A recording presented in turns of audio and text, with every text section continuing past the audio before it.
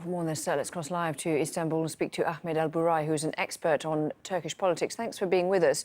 So within the last year, I think there's around 16 attacks have happened, with around 300 people killed.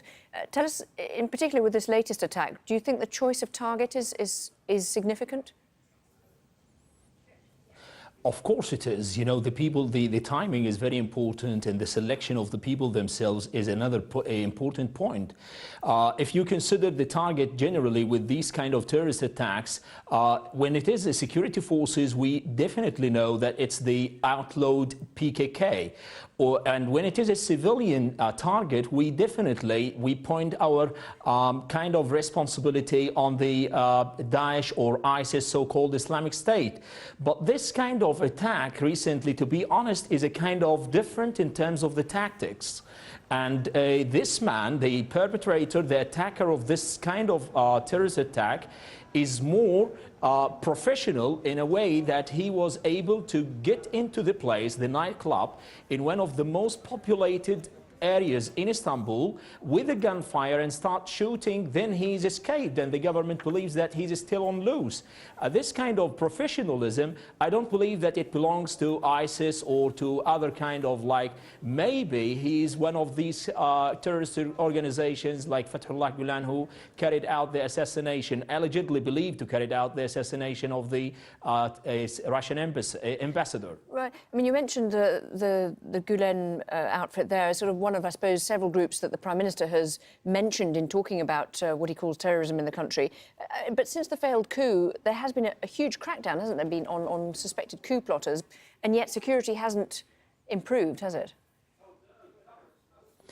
That's the point what President Erdogan repeatedly reiterates. What he says that this group is a parallel deep state, where they're like exactly the same as a virus, where they infiltrate in all the junctures, the main parts of the governmental organizations, in the government itself, which is not an easy process to have this kind of purge completely in a clean way. They still have their own networks, they still have the relations. That's why they can carry out these kind of attacks. We don't know so far. We should wait for the investigation.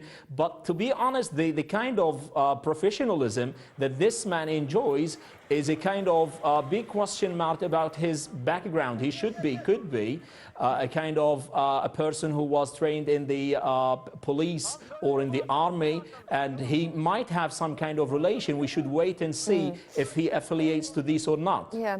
In the meantime, after all these attacks, what are people, your friends and your colleagues and ordinary people, saying to you? Are they scared in Turkey now?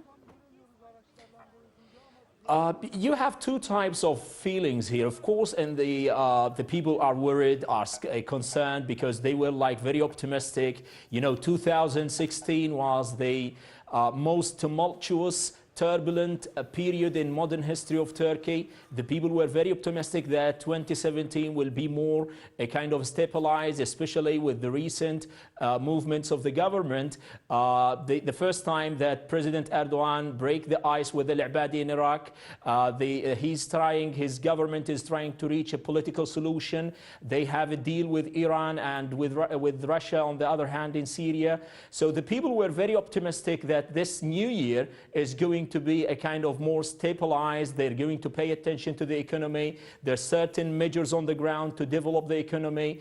But what happened on the New Year Eve, these kind of a terrorist attack, a kind of demoralized the society and increased the worries and concerns among the people. Ahmed Alburai, thank you very much indeed for taking the time to talk to us. Thank you.